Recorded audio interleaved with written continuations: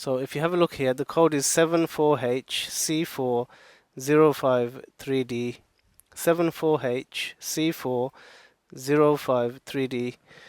Now what I'm going to do is I'm going to show you how to find the data sheets for any IC. If I show you how to do it for one, you should be able to find it for anyone. So let's do that now, and let's investigate this chip further. Okay, so to find the datasheet for any given IC on the PCB, all you need is its unique identifier. And what you do is you open up a Google page and you type in the digits that identify the IC. So in this example, it's 74HC4053D.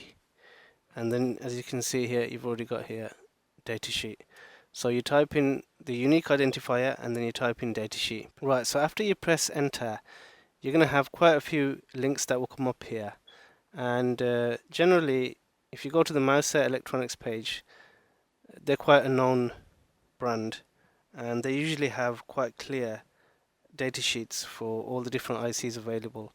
So if we click into this here now, 74HC4053D, it's opening up Adobe Acrobat and a PDF document which gives us more information about this IC. So it says here, functional description, what is this IC?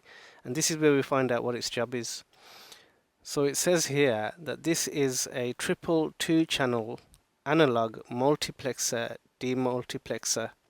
So if we go into Google and we ask the question, what is an analog multiplexer?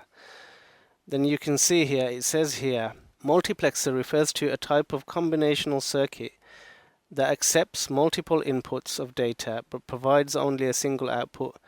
The demultiplexer refers to the type of combinational circuit that accepts just a single input but directs it through multiple outputs.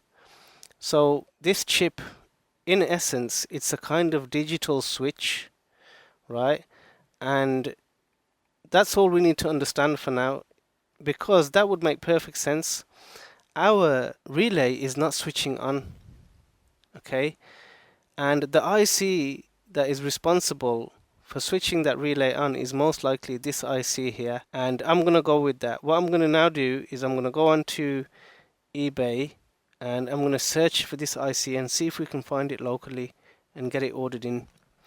And this technique that I'm going to teach you now, you can use it to search for any IC and order them locally. If you can't obviously get them locally, then you may have to order them in from China, but we'll deal with that when we get to it. So let's do that now. Now if we type in this identifier here and we put space and IC next to it, and let's do a search.